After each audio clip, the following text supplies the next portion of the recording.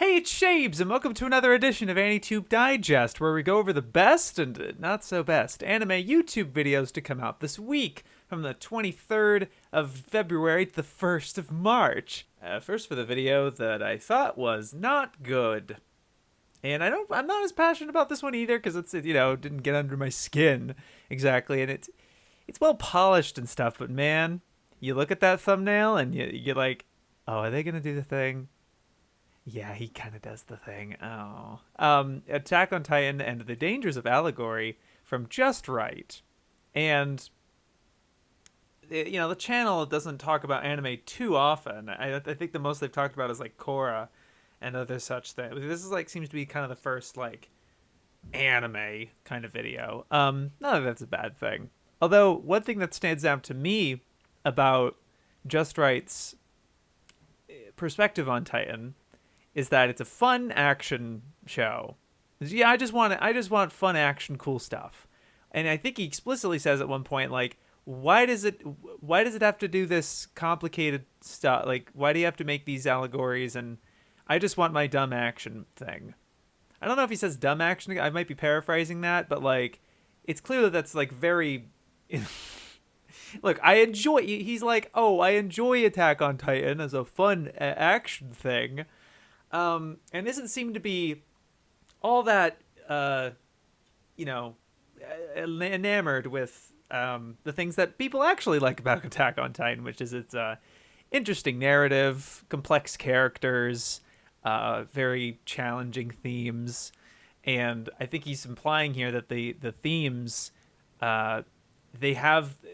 he's basically kind of doing the same thing that the comic book or the CBR article does, where it's like, this reminds me of anti-Semitism, or this particular militarism, and didn't the author take this character, based it off this character that not a lot of people like from history? And I feel like I get where he's coming from, and engaging with these arguments, and it doesn't wholly make the show bad or anything. And I get that it doesn't come off that bad in this video, but I feel like just engaging with those points at all, it feels like it's coming from bad faith a little bit. I'm not here in this video to go after him or, make an anti video or something, because I don't care that much about Attack on Titan. I enjoy it. It's a fun show. Like he does, I think. But the things that he's talking about is I think he's careless in making these parallels to the Holocaust and such, because it's implying this and this other thing. And there's a difference between the intent and the explicit nature of the work. And he's basically using this as I see that it's explicitly not about those things, but at the same time, he's kind of trying to have its cake and eat it too, kind of thing. Where it's just because it's explicitly against fascism doesn't mean it's not supporting it in its own way, and it's, I don't know. I think it's annoying and not the thing you want to make up. Also, just the general things that I'm kind of irked by is just the final season's airing right now. The manga literally has 2 or 3 chapters left. Give it a second. Don't engage. I get it may be hot right now or something, maybe. And also, this is not going to be the final season, by the way. It says the final season, but it's very clear that it's going to stop adapting at a very particular point, and it's not going to finish adapting this season. It's going to either have a part 2 or a finale movie or something, but it's not going to adapt all of it. It seems. It looks that way. That's the thing. We don't know. It's not done yet. That's just my whole thing with and this is applies to a lot of works. I think it's very annoying and difficult to be talking about these works as if they have everything they have to say. You think of all the people that have talked about Attack on Titan in 2013 when the first season came out, versus what it's come out to be by the end of it. It's completely different. And it's people are going into different expectations and stuff. You have to look at the nature of the entire work before you can really pass this sort of judgment, this kind of judgment on it. I think there are definitely places where you can use it as and talk about it, and that's fine. And maybe talk about it in isolation. It doesn't have to be a complete work. That's fine. But like talking about it holistically like this, and I think he says at the end where it's like, it's not over, and I feel like I may not have fully done justice to this topic. It's a lot more messy. So then it's like, don't do it. Don't go forward with the video if you don't think if all the pieces aren't there. I don't know why this is considered a full thing, like a completed idea. It's not. And I can't really go after or tackle the substances of it. Besides one point, like he brings up the point that like the Titans have crooked noses, and it's supposed to be like an anti-Semitic symbol. Isn't there literally one Titan that you're describing? That's one Titan you're describing, and literally everyone else doesn't. It's not a defining feature of the Titans. If it was and he mentions this in the video, and it's like, but why bring that point up and then bring it up later again, as if it's an actual point of your argument? It's not a good argument to be like, oh, this, it like, are you kidding me? And like reading into these things with like, oh, shouldn't they have elected a democratic leader instead of just a military takeover? That seems kind of problematic to me. And it's because it's conflicting with your own political beliefs or something. Like, is that what it is? Like, do you really, they're overtaking a corrupt government and putting someone else in place. And on the surface, yes, like that's literally happening in Myanmar right now.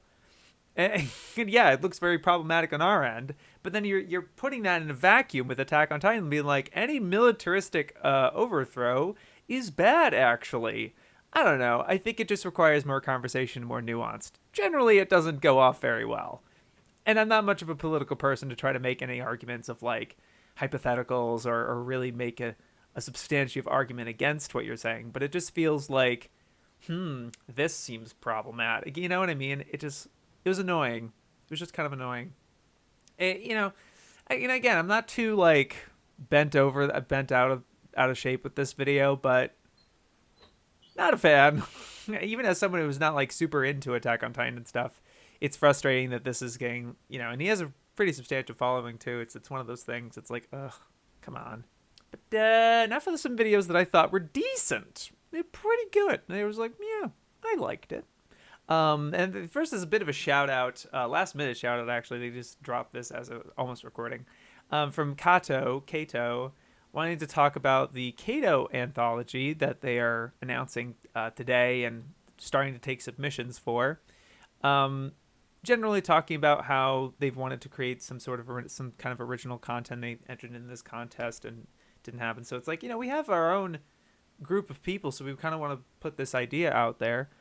Basically, they're taking some comic submissions, and it could be of any genre and stuff. And they're looking to do a Kickstarter to have a limited publication, like a physical release, I suppose, of, 2 of their entries as well as 8 other people's, and kind of have a community type of thing going. So I just wanted to shout that out here, because I think that's a cool thing and cool community outreach type of thing, and it's an announcement of a cool project. So wanted to shout that out, and it's like, yeah, awesome stuff. Best of luck with that. I did like this Funimation video. What has Studio Pierrot been up to? And it's not a very informative video in that way. It's more like, here's the anime that we as Funimation have access to, that were made by Studio Pierrot, that we're recommending you. They're just kind of a little blurb of, and a very surface level synopsis, very restricted, not much meat to it or like research. I guess they have like a little blurb at the beginning of like, it was created by this guy and he named it after the French word for clown. It's like, oh, yeah. I don't know. I feel like if you learned more about the studio itself would have been interesting. But what saves this video for me, besides, if it was just very shallow, whenever I probably wouldn't have liked it, the infectious charisma and energy of the person hosting this, which I think was the first time I've ever seen this person, making a video and stuff. I liked the very transparent, kind of fourth wall breaky, oh, my phone's ringing kind of deal, and breaking the green screen illusion type of thing. And the energy that this had, even with the editing, some of the stylistic stuff they were doing there, despite being a little plug and play at parts, was fun. And it was a good video, I thought. Yeah, kind of shallow in a substantive manner, but stylistically and execution wise, I thought it was kind of fun. So that was nice to see. And it's interesting that, like, Anime News Network, Funimation, and Crunchyroll have been doing these sorts of videos in general. Although Crunchyroll, I say, overall has been kind of the most successful in my opinion, or just most interesting, I guess, with like the amount of detail and amount of history they're putting in, and the girth of these videos. They put out one about Pokemon and Pokemon Panic. I didn't end up checking the whole thing. I was like, yeah. But generally, I think their stuff's been really pretty substantive and interesting. But this was cool too. Really quick, saying that I did check out the end of Evangelion in 5 minutes from Mega 64. They brought in the ADV voice actor for Asuka, playing as Asuka's mom, which was kind of cool. But the better cameo that I was like, ooh, was fun with was with Seal. They had a bunch of different people, including people from Super Mega, Pro ZD, some other people. But specifically, the one that ticked me in and was like, oh, there's some special guest type of voice people, was the guy from Defunct Land. If you've seen Defunct Land's videos, he has a very specific cadence, and he says this line from Evangelion as the Seal member in his cadence. It's like Unit 1 and it's like he's reading it off of like a video essay, but he's voice acting it. It was just really funny. That's something that stood out to me as like that was the funniest and cool moment. But it's very much the same as their TV show breakdown, which is very creative, funny, not in a way to disrespect Evangelion. I really, really liked that they didn't make any jabs or jokes at the whole masturbating thing at the beginning. What they do is they kind of do the setup and the pans to different, like the door and stuff like that, and then Shinji just sneezes and he's like, my allergies, this got me so fucked up. And like that's a really good subversion of expectations, and it's not doing a dig at Eva without completely obscuring it, right? I think it was a very, very smart choice, and they chose that these guys are very creative, very funny, and respectable to the work. That's what's really most important to me. Because I think Eva is a very easy punching bag, because it's so popular and wild and crazy. It was very good. I actually really liked it. I checked out Yazi's video on Butch Hartman because I haven't checked out her stuff in a while, and Jeff actually shouted out one of her videos about. I may not have talked about it, actually. I did see his Promise Neverland video, but I didn't have much to say about it. It was one of the things I couldn't sink my teeth into as much. But he mentions Yazi, and I was like, oh yeah, she is still uploading. But the thumbnails are just kind of whatever. No offense, but But I happened to see that, and it's like, oh yeah, that would be interesting. I do like the research she's putting into this, and showing you a lot of the clips in their full context and giving you a lot of background information about what a not great person Butch Hartman is. I would say the one thing is that it seems incredibly one-sided. It seems like very consistently putting him in a negative light, and I get that's the point of the video. I don't know. There was just something about it where it's like it seemed very antagonistic. There was just something about it that it seemed very one-sided, I guess. I don't know what to call it, what to consider it. I know that's the point and everything, but I don't know. There was something about it. It kind of felt very like consistent beat down. And yeah, Butch is not doing himself any favors. I'm not trying to defend Butch Hartman at all. I don't really care. But yeah, I don't know. There was some things about it, but and again, I think Yazi does a fine enough job and carries through the whole video. It was a fun video. It was nice, but it was informative. But yeah, I don't know. Weebservations has been doing reaction videos lately, which is weird to me. Just it's like I always have seen Jacob having. I feel like not to completely dunk on reaction type content, and it can be fun and interesting and engaging in its own way. But there is that level of like, okay, but where's the stuff that you're working on? Like it's like I like watching Joe's reaction content because I know that's not the only thing he's doing and he can just do it in a day or whatever. And I know he's working on this other cool stuff. So it never bothers me that much. But like, as like this is the content I'm giving you when it's like I know that you've been able to do other more thoughtful stuff. That's always something that kind of like it just kind of gives me a second. I was like, not like a complete judgment or something. But this one, and it also like it doesn't help that it's a lot of like seasonals, and I don't really care for reactions to seasonal content at the moment, unless it's something that's like Megalobox 2 or something, you know.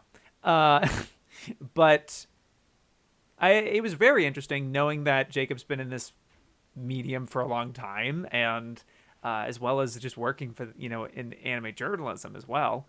Having not seen the original Gundam was interesting to me. So him watching it for the first time was really cool, and I thought he brought some really good observations. I think he does mention how it's like I definitely talked way too much in a couple moments and things like that. I liked that at the beginning he laid out his experience with Gundam because he's seen 0080 and 8th MS and Wing and another Gundam, but he just hasn't seen the original. But that's cool. And I liked the observations as well, and he had a good time. And so, I mean, generally, I thought it was a good video. A lot of good times. Yeah, I don't know. But yeah, that was interesting. That was pretty cool. I'm sorry, I'm not talking about WatTheWut's actual like legit video that came out this week about Bleach and Orihime, which I am interested in checking out. I haven't yet, but I don't know. I wanted to check out this thing that like is a little different from him, talking about Jujutsu Kaisen's revolutionary take on shonen female leads, where yeah, it's unscripted. He's reacting to this another comic book report, like CPR article that's like, oh, I liked that it wasn't so much about JJK's female. I didn't really learn much about her in this video. I think it's more what venting at the frustrations that these articles are doing and the damage they're kind of causing in places in the discourse. Lampooning is just like they probably just don't watch anime at all, or some of these or hasn't seen anything besides DBZ or whatever, and they have this very narrow-minded perspective. It's not like this other stuff hasn't been existed in other places before, type of thing. In terms of the unscripted nature of this, I thought it was really cool because it had that sort of Twitch. If you're performing on Twitch kind of deal, there's this very off the cuff, high energy banter that's kind of infectious. But with a video, it is possible to edit and make it a little more succinct in terms of the audio. I think Numanji edited this. I believe I saw the description. And I thought the editing was good in terms of the visuals and the gags they were put in here. A lot of the memes and reaction stuff I thought was really sharp. But I think some of the content and the audio itself from WatTheWut, I think you could have some of the, you see like the stammering that I'm doing here. There's a little bit of that in this because it is off the cuff, and you can have some of that included if it's compelling. But there's a little bit that kind of drags the pace of the video a little bit.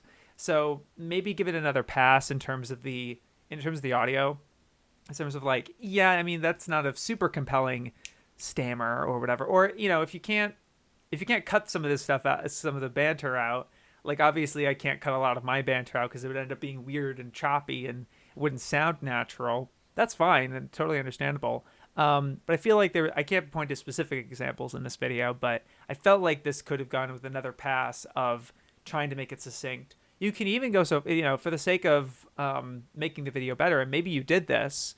It's cool if you did that, then I did notice, and that's great. But, it's possible with unscripted stuff to kind of rearrange the audio in such a way that flows in a more coherent manner. Not that this was incoherent, but But there was something about like kind of towards the 2/3 mark, towards the end, it felt like WatTheWut was kind of running out of steam and stuff. Kind of felt like it was repeating a lot of the same points with like not calling shonen a genre, but battle shonen is cool.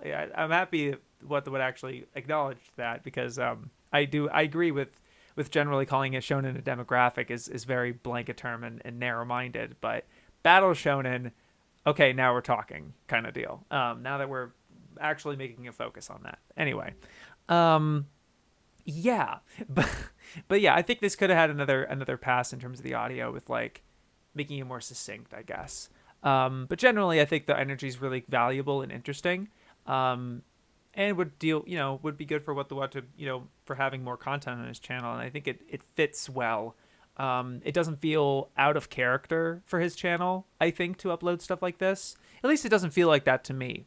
Some channels like they make it out where their content is so polished that having something like this on their channel would be very weird and uncharacteristic, unless it was very transparently, this is going to be a different video, guys.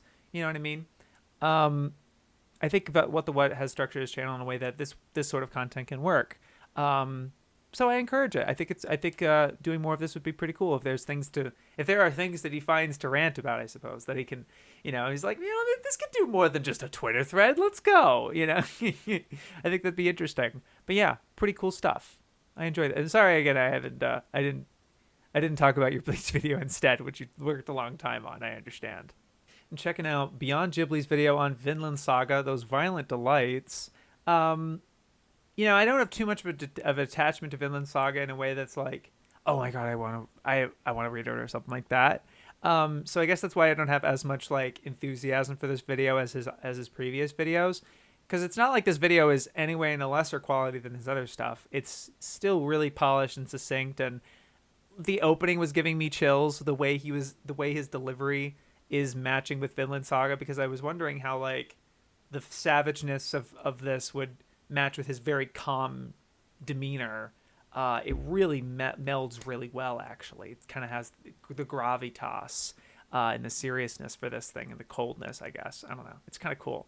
And I obviously did want to talk about it regardless of how I felt about it, because this was something interesting of a collab with Lines in Motion, which I talked about one of her videos a while ago. Mostly a manga YouTuber, but she's been doing a lot of really incredible manga edits, and she has a lot of that in the bulk of this video in the middle chunk, basically. And gosh, unbelievably cool stuff. Really good manga motion animation, stuff like that.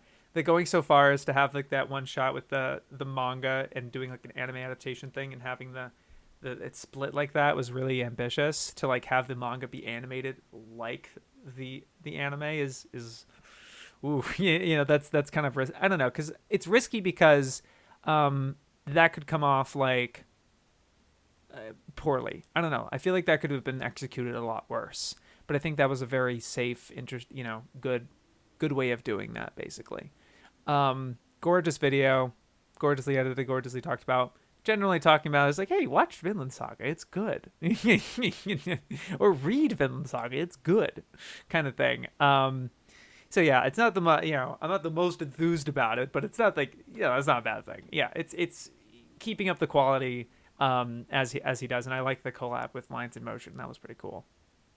Oh, I should mention specifically about Lines in Motion stuff.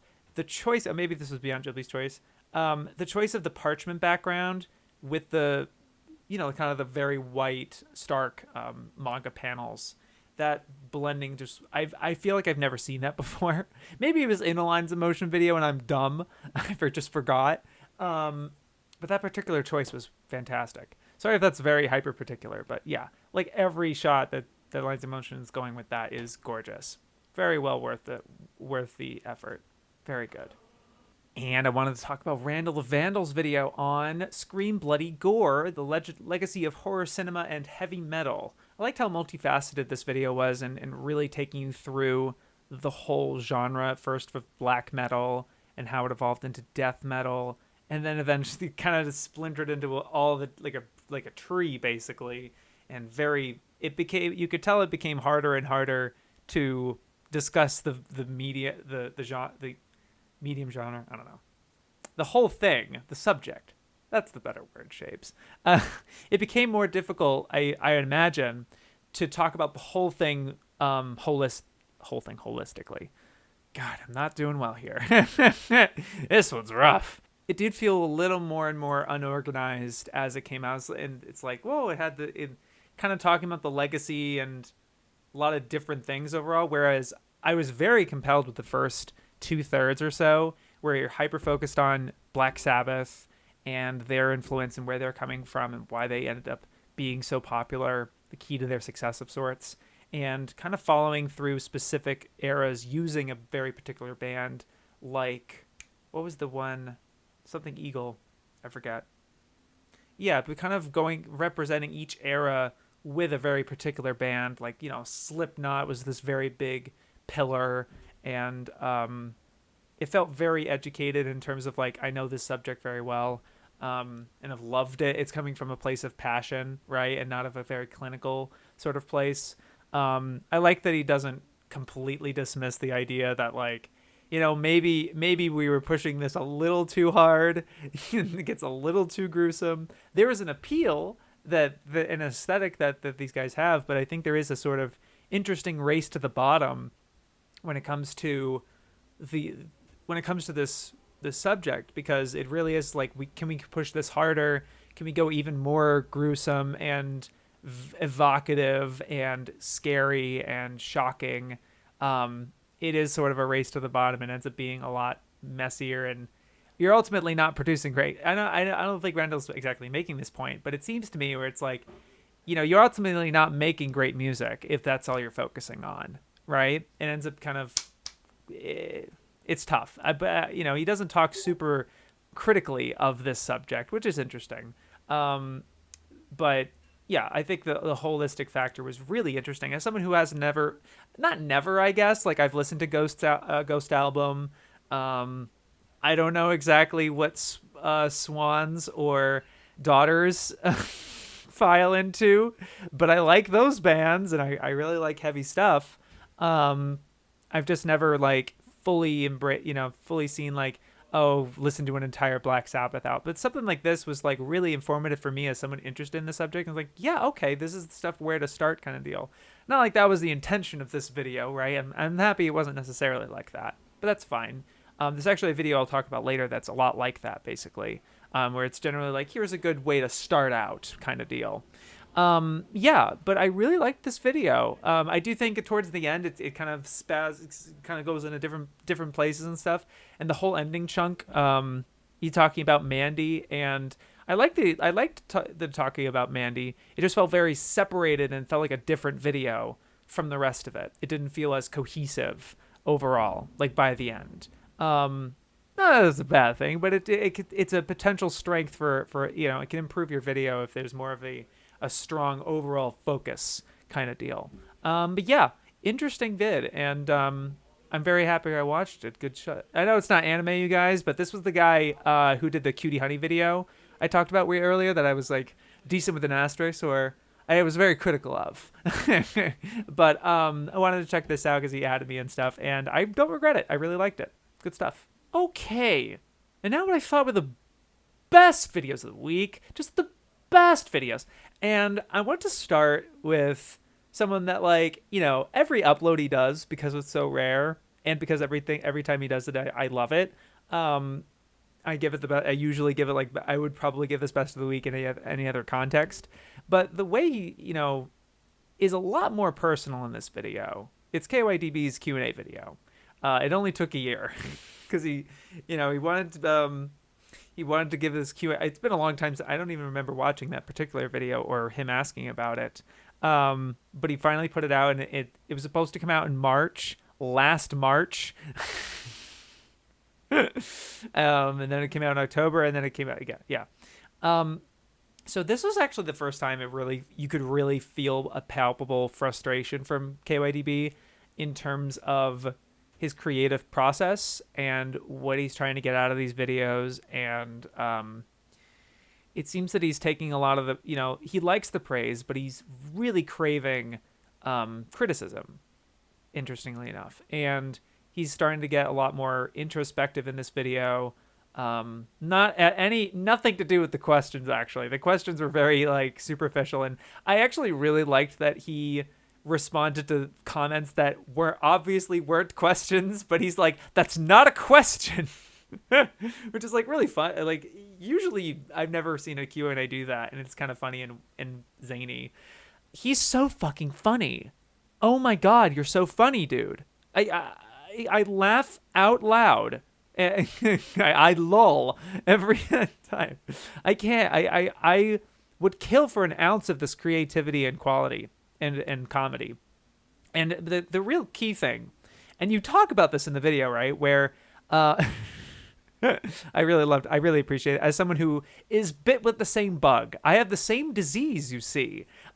This idea of like, you want to cut this character out for a gag, so you're gonna key it, you're gonna mask and cut out this character, and it's like, well, I just want to use it for this one thing, so it won't be that bad. And then he cuts away to himself, and he's like, actually, it took me 6 hours. Why the fuck did I do this? To do 150 frames or whatever. I've taken way longer doing some of these cuts that I've been doing. I'm like, yeah, it's so dumb. It on myself. Like, it's like it's completely self-inflicted. This you have similar sentiments that I have, but I disagree with what you were saying, how you're intentionally making this a shitty looking video. You do not know. I don't feel you realize that you are capable of making a shitty video at this point. Because a shitty video would be shorter. It would have very little. It would have just general anime clips or gameplay footage. It would be a very clean timeline, is what I'm saying, my guy. You wouldn't be opening Photoshop if you were making a shitty video, my guy. You wouldn't be masking anything if you were making a shitty video. I'm serious. Like, your effort alone, regardless of your intention or like, and you were showing us in how high your standards are. You're talking about, towards the end, you get a lot more serious, and I was very welcome to that. Even that part, you have like cuts, and you're not doing anything fancy with the editing or anything like that, but you're still like putting captions after every cut and having like a funny monkey video, and just the effort of going out of your way to find these monkey videos, and maybe, oh, I just took it from this site, whatever. You can downplay it however you want, my guy, but the process of going to that site, downloading those things, and then putting them in the timeline itself is effort. Maybe not a lot of effort for you, but that just shows you your power level at this point, right? Because it takes effort to do this stuff, and when you put so much time into this stuff, the easy stuff becomes way, way, way, way, way easier, and you feel like, wait, that's it? I can just make this 5-minute video and like it'll slap, and that's it? What? You feel like your power? It's like strength training. It really is. It's your power level literally increases. That's what I'm saying. Like, even then, but your show, like, sorry I interrupted my point, where you have these high standards where you notice how your audio doesn't get picked up like this, and there's problems with it. And I'm recording with my mic here because if I used the phone audio, like I might be doing the edit right now or something, or I'll try to get it or something. This is how my audio would sound like if I'm not using my mic. And it sounds like crap, right? So I don't use it, and I'm going out of my way to do that. It's not a lot of effort. It's just open Audacity or whatever and put the mic in front of me. It's not that much effort, but it's still something. It's something that a lot of people don't do in comparison. I don't know, just the fact that you put a lot of effort as it is, and I totally get being frustrated with a video and getting that far into it and being like, ugh, I don't like how spiteful I am. I don't agree with taking these shows down the way that I have, and I liked how honest you were. If how it's like, oh, I don't actually watch anime or read manga that much. You know, I'm just a guy, and you're very self-deprecating. The most self-deprecating I've seen you. Period. Maybe you've been self-deprecating in places otherwise, but you really, it's completely apparent in the entire video how you place yourself in the dumpster in a lot of it. And there's a lot of it's probably the most self-deprecating I've seen anyone in any video. And the thing for me is, like, I'm not the most into self-deprecating stuff because I don't know, it can end up being kind of damaging to your personal, your self-esteem. I know you might kind of distrust people being like, you make good stuff without any criticism. And, if I was to criticize, it wouldn't just be that, it wouldn't, I think that the self-deprecation is just not to my tastes. And that's not a criticism to say that, oh, you shouldn't do that or whatever. I genuinely, because the thing is, it's like, it's art, right? I think it's like, if you're making these points and stuff, then, there might be something to criticize or whatever, but I genuinely can't think of it, especially when, even if you're saying completely wrong stuff, you are making the video way more entertaining than most of these people do. Like the video I just gave a not good to in this digest. There really wasn't that much wrong with it in a way of a technical whatever. It's very polished. So all it is the substance and what he's saying. But if this guy was making a lot of creative jokes and a lot of inventive stuff, I would be way less harsh on it. In fact, I'd probably like the video despite disagreeing with him, right? I totally get like that you might be distrustful of the substance of your content, and you realizing that it's like a lot of your content is very critical of media or whatever, point and laugh at this thing. I like the awareness that you're like, maybe I shouldn't be making that kind of content because, I agree. That's why I prefer making kind of the stuff that I talk about, stuff that I like kind of deal. But your cockroach video, I couldn't feel that way because it's like you're going out of your way to talk about it. I didn't feel that way about a lot of your subjects because a lot of your subject matter, it's just you find stuff that's interesting to talk about and you make it interesting, either through the points that you're bringing up, whether they're right or wrong is kind of like I don't know if you're getting the fact that this is Drake Bell's actor debut. That's not a wrong thing, but it is interesting, and that's an additive point that you're making. I don't know if this is just general pep talk kind of thing, but yeah, but like the point you were talking, at one point you mentioned how with how long you work on a video, you tell yourself the same joke over and over, and it gets stale, and you distrust the joke. 100%. Absolutely feel it with my own videos, specifically of my Gurren Lagann video. By the time I finished it, I really didn't know how hard it slaps because I edited the Get a Robo section in April and then I released it in September. I had seen that and I repeatedly watched those sections over and over and over, and then was still making last minute adjustments by the end of it.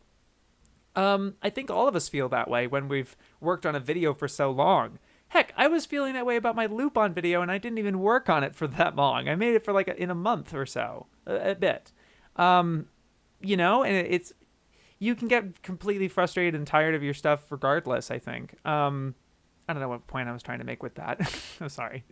Yeah, no, I really liked how honest you were here. And it was a generally fun time. And I like how you're thinking like, oh, I'm going to try to be more active online on Twitter and stuff like that. Because like showing your insecurities here, it's like I'm not the most sociable. And I've kind of noticed that with the few personal interactions we've had, it does. There is this kind of awkward coldness of, so at least to me. But you maybe feel more comfortable with like Roger or Gil or something like that. And that's cool. Not anything wrong with that. And if I was putting any unnecessary pressure on you in terms of like, you make good stuff, whatever, and like you're seeing, and it's like, I don't know, dude. And I don't know, unwarranted attention of sorts. It is what it is. I apologize, I guess. But I hope I hope what I'm talking about is encouraging in some way, or it's like, I completely relate to a lot of what you were talking about here, and the self-adequacy, I guess, is the self is that even a phrase, self-adequacy? I don't know. Yeah, I was really appreciative of that. But I think at the end of the day, it's like you clearly care a lot about what you make, and that's really important. and really cool. I really respect it. So regardless if you end up feeling proud of the thing at the end, I think that's something you should be proud of. The fact that you actually go out of your way to make these very inventive, creative stuff, a lot of random cutaways that are very random and weird and cool. It's I literally drop all the time watching your videos constantly. It's fantastic. Don't I know it's you working on the little, like that moment where like the little man shows up on the guy's on your shoulder, and you have that whole little sequence with the knife and stuff. Like people who edit videos watching that, they'd be like, we know what it took to make that. We know, and we're like where did you come up with that? Like, where did you think of that idea? And then like the execution of it is like, it's like Jesus Christ. It's fantastic, and you're not making shitty. Like even when I was being like fuck you when you were like I make shitty videos, and you cut for like 2 frames, like not 2 frames, but like a second of an MS Paint version of yourself that you made, and to have a lip flap thing. What the fuck? It's insane. You're crazy, and I love it. I am very happy how crazy you are. God, you're so creative and cool. That's why if that wasn't clear to you, I don't know how clear it is to you when making this, and I think it's because of the tunnel vision and stuff. But like, I really hope you love making videos. I know it can be really discouraging with like your own shortcomings and things like that, but like, please understand that hardly anybody is at. I actually just don't know anybody at this level, at this like phase of like Hayden. I think is getting there. I think Hayden just like, it's because Hayden only just started making serial videos like this seriously kind of deal, and it's really exciting and fun seeing Hayden's growth. But like I think that's the only other person I can think of that's like really going that direction that you are, but nobody else is charting this territory that in my mind, let alone the space that we're in that I'm talking about, which is very limited in its own right. Just YouTube in general, it's so sick. Your shit is so fucking good, dude. Seriously. Sorry if that's oops and oops oodles of praise, because I'm thinking about stuff that's like, oh, he wants me to be critical. I would have to like look very closely at it, and maybe like, because like the things that make it like jank and kind of like weird is it's adding to the appeal and the charm and stuff. Like I'd be kind of a narc to think of that one moment where like you cut to the Windows screen and stuff, and the recycling bin morphs into you. What? And it's like, oh, maybe you choose maybe do a fade in instead of this thing, and I could be a little that's nitpicky to me. I don't feel like there's anything I can broadly say about your content that's like super critical. I don't know. Man, I had a lot to say about this, but it's like I wanted to kind of have more of a dialogue because there was a lot more to chew on here besides what you generally provide, which is the stuff I've been geeking about in this video. Like the fact that I didn't even mention the fact that this is a Q&A video, and it took you this long because you put so much effort into it and so much cool, funny stuff, and you're so fucking funny on camera, dude. Like I get that a lot of this is probably like off script or whatever, or maybe it is scripted and you've worked really hard to get to this point. Generally, this has been fantastic. It's a great video. I'm just not going to put it in the best video because you don't want oodles of praise. That's kind of the only reason I'm doing that. But of course, I love this video a lot. Thank you. Welcome back. The first video from Zettai Japan, formerly known as Japanophile, wanted to talk about the best Japanese Criterion movies.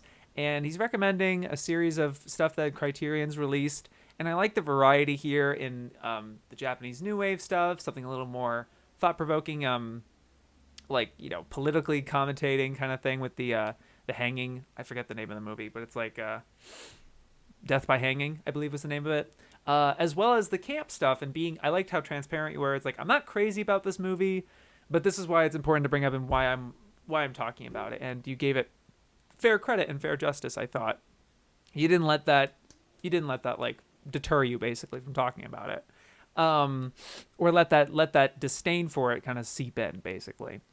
None of it felt like a backhanded compliment. Essentially, the editing is really streamlined, but like really polished and nice. Like the kind of the effect of the background and stuff, and some of the lines you're moving here are really cool looking and effective. I like the look of this video a good deal. Though it does clash sometimes with like then your whole profile picture with the broad shoulders all like slowly comes in from the top with the cropped, like like you could have had like a different transition for that, or move come into screen for that, but whatever. Little bits like that, I'm just like, huh, man, a lot of this is like super nice and polished, but then there's that, not a big deal, but yeah, but like I like the selection here. It was very informative and interesting, and it's funny. It was reminding me of the Funimation video I talked about earlier, where they were just generally talking like what was it? What's it like?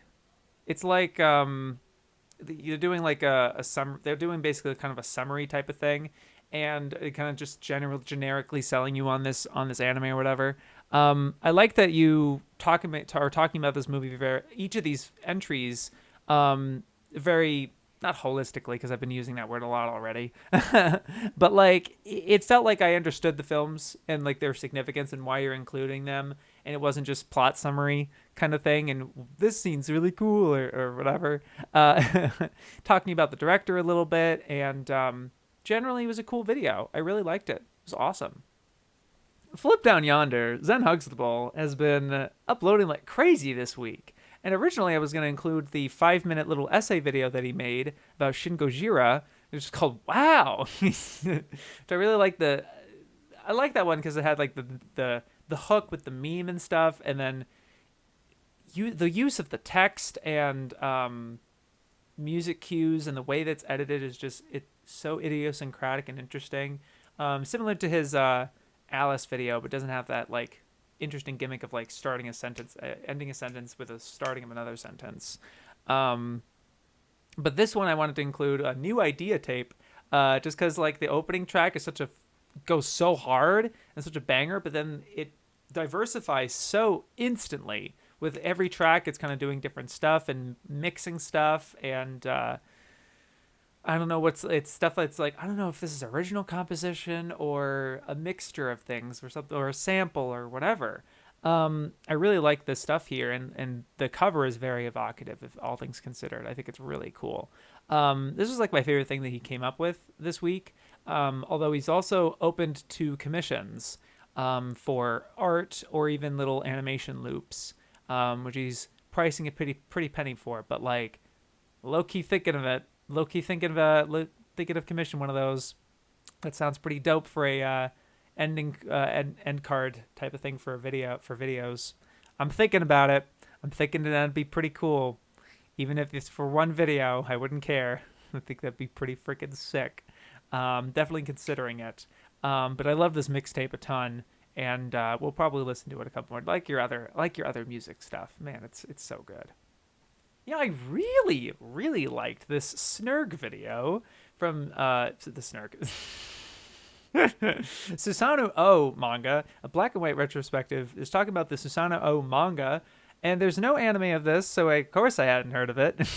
But it's a Go Nagai work, and really interesting and cool. I liked the general talk about it, and the way Snerg summarizes it at first and kind of gives you some stuff to be able to follow it, but generally, the footage of this is Snerg literally filming the manga. Like they had like an imported copy of it with the Japanese and everything, and they would like pan the camera over certain things, and some things would kind of come into focus at a certain point, and that was really evocative and interesting.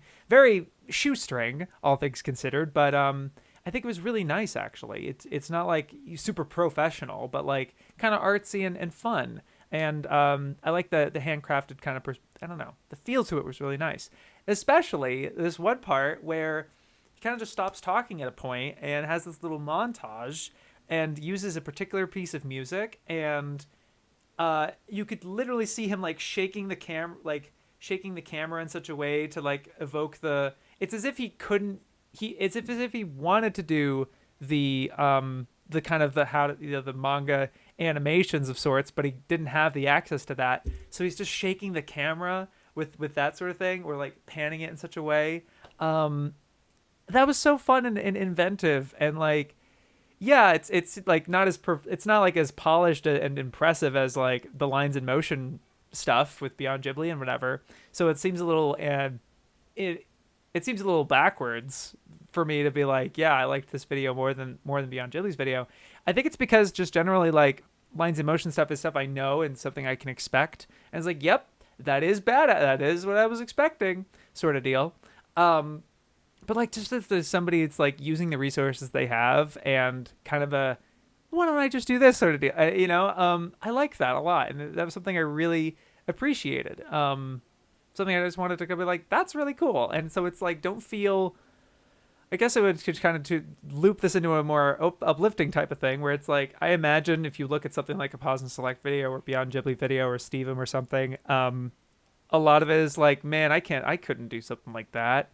And if you have your own, if you just kind of take those voices, remove them and be like, what do I think looks cool? And you try things and layer things on top of each other, or you have an idea and it's like, oh, why don't I do this? And stuff like that. And you create your own perspective, your own thing.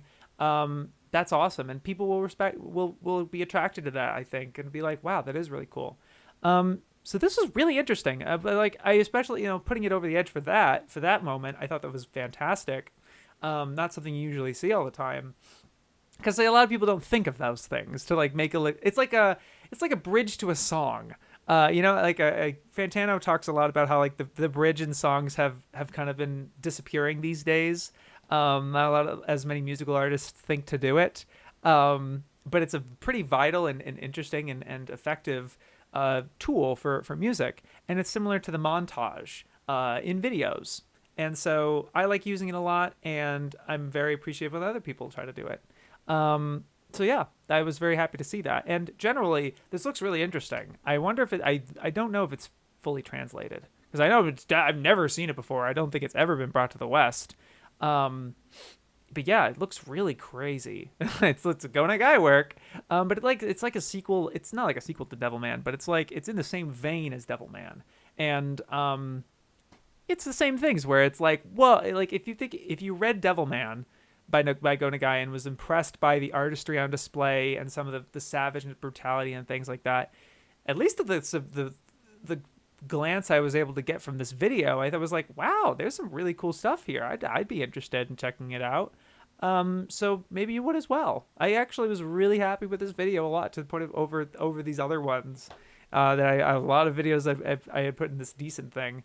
But yeah, I really liked this video a lot, actually. They're here. It's Mike and Tyler with Bonsai Pop and Claymore, the Imperfect Trailblazer, their first foray into big video time. Which is in their pinned comment, they actually talked about how Tyler's internet was out for like 7 days. I guess he lives in Texas, or I don't know, maybe not. But they actually made this whole video in like 2 days. They didn't write the writing took a couple days. It ended up being like 12 pages, which is great, which is what they wanted. They wanted it to be a very substantial big video. But the actual editing and putting into it took a couple of days, which is great to hear. I think the result was pretty cool. It wasn't the most experimental, like mind-bending kind of visual experience. There's a lot of reliant on anime clips and such. What it is, but some of the cool stuff they had, like the manga tunnel, the endless manga tunnel, that was pretty nice. And some of the starting to play with some opacity stuff. It was like, yeah, this is some pretty cool shots and stuff. I was liking that. But yeah, generally this was a really cool point about talking very holistically about Claymore through the whole manga. I guess the manga is complete, which is great. Although I'm shocked, absolutely shocked, that the anime is 24 episodes and it only covered 11 chapters. What? That's insane. Anyway, but like it's only like 50 something chapters total, which is surprising. But they talk very holistically. They, they're talking kind of spoilery and how it's a precursor to stuff like Madoka and Attack on Titan, and not in a superficial way. I really think they have something here where they're talking about is like, yeah, this seems very similar, and this came up before. They don't say any author quotes or anybody else citing Claymore as an inspiration, which I think would have been helpful to their point. But I think they do make enough of a case here where it's like, yeah, I can see why you'd think that for sure. And also why it's a precursor to, they do kind of explain why people cite, it's like, oh, if you like Berserk, try Claymore type of thing. And they kind of, they spoil the whole thing, but I think that was important to do, to really get the idea of Claymore. Cause I really didn't have any interest in Claymore so much. Hearing how it's a little imperfect and not as good as this other thing, whatever. But hearing about it here was like, that's cool. That's actually really interesting. Hearing about here's the whole idea, and there's the whole thing basically. I thought that was really cool.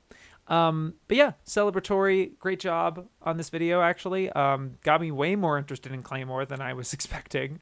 But very risk. I always applaud the risk and wanted to promote and shout this out as much as I could because it's important to celebrate projects like this that go out on a limb, right? And it's like, yeah, this might be kind of jeopardizing with YouTube and stuff. And yeah, I think, to cite with their anime as punk rock cartoon type of video, stuff like that. But yeah, really cool video. Great job. Fucking TheCynicClinic putting that, he's back already. And man, already like both TheCynicClinic and KYDB dropping the same week. Why anime, that unheard of. That's unheard of. Both of these guys wouldn't have uploaded for years. I like that the TheCynicClinic is continuing the aesthetic where he's kind of sitting in his room and talking at the camera. This is about why anime lip sync looks the way it does. That's the name of the video. And it's a very short point, I think, but it's very holistic. I cannot stop using the word holistic. I need to retire the word now. You're done. Time out on that. I like the big picture here. I like the hook here with something doesn't seem right with these Cartoon Network adaptations that are where like Japan are animating the characters very faithfully, even bound down to the designs.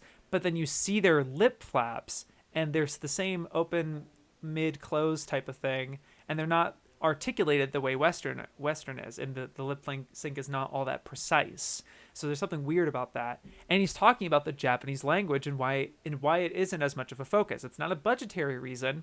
It's really a cultural reason. It's based on the language. And I really liked the clip of I forget the name of the guy, but you've seen him on Twitter do some kind of fun jokey stuff, but also general Japanese education stuff I guess he does on his Patreon I never knew about. But that was really interesting. And how like basically the mouth in Japanese, when you say Japanese, they don't pronounce it with using their mouth very often. It's very rudimentary, like instead of like you. It's kind of like it's much different. So that rigidness actually gets applied into animation. Even with Akira, he cites this really cool Twitter thread from one of the animators where it's like, yeah, they're very precise, but there's actually only 7 lip flaps basically that they were generally used. There's obviously a couple of, maybe in some instances we use this one once kind of deal, but generally that was what they would do. And I'm like, wow, that's so interesting. Even in this thing like Akira, they're finding ways to streamline. And I like the point at the end that TheCynicClinic was making about animation, where every animator wants to be animating on ones and the background's moving and it's lush and it's amazing, whatever. But they're all living in reality, so they can't do that. And there's a budget, and the thing has to be made. It has to be done. It has to be a finished product.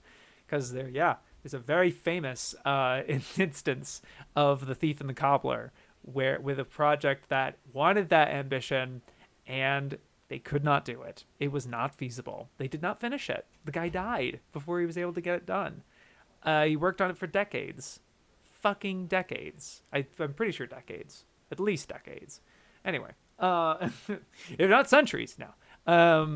Although we do talk a little bit about, he mentions that in our discussion on AniTube Tea, which is a podcast I host on my Patreon every month with a different YouTuber, specifically anime YouTuber.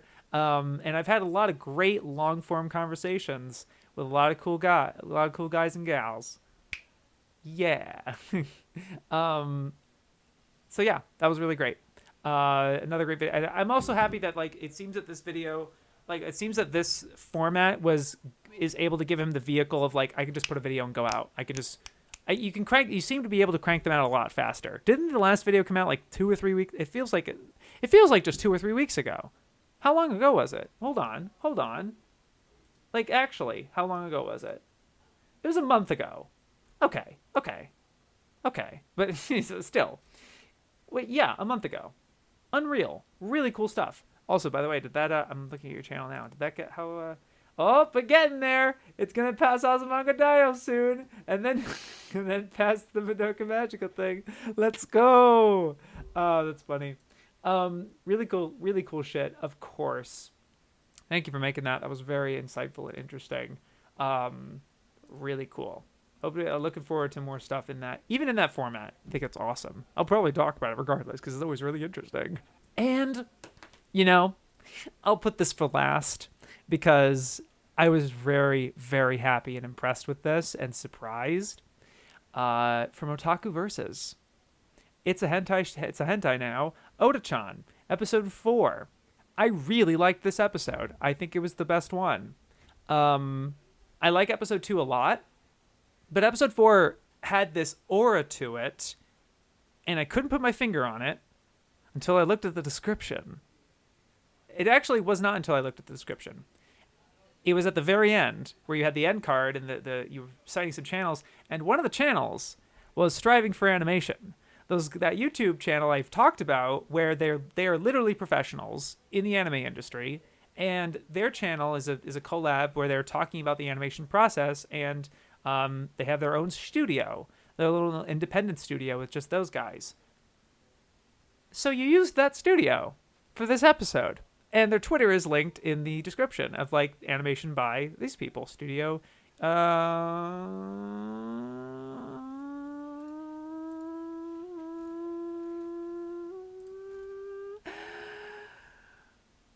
Animation Ari. That was so bad. Yeah, Tonari Animation, which so those guys I knew about, and I was like, oh my god, wait. I looked at the last episode. It's a different animation studio, episode 3 and 2, and for 3, 2, and 1 for the previous episodes. This was the first episode credited with these guys, and it shows. It fucking shows. It's not like the other stuff was bad at all. I enjoy the previous couple of episodes, and my problem with the first one had nothing to do with the animation. It mostly had to do with the structure and kind of and I understand what happened in that instance. But here, there is so much, there isn't any dialogue for 2 minutes. For how long? For 2 minutes. For 2 minutes. It's incredible. It was really bold. And when there is dialogue, it's a conversation. It's with 2 voice actors, which I've been saying was really something I felt that was kind of missing with the previous episodes. I get with Cam, you want to have a silent duagonist? I don't know. Not even really, just a side character of sorts. And just have someone for Oda-chan to bounce off of. And it's the Oda-chan show, right? It's Oda-chan. But having another character here to bounce off of, especially this one who seems very downtrodden and there's something going on with her, low energy, versus Oda-chan's manic high energy, was really interesting. And provided a really cool contrast.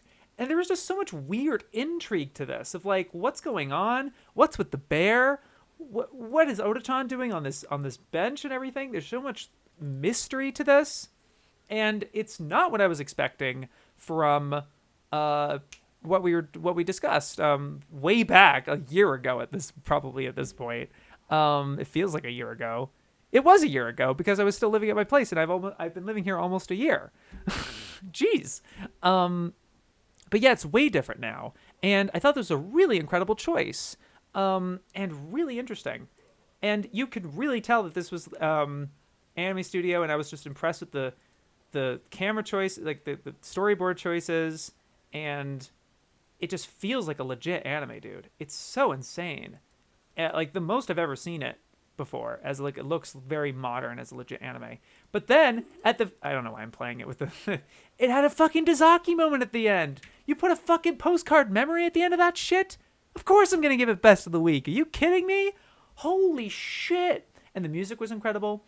And there's so much intrigue to this. I thought splitting it into a 2-part episode is brilliant. And I get maybe long is kind of an economic choice, but sure.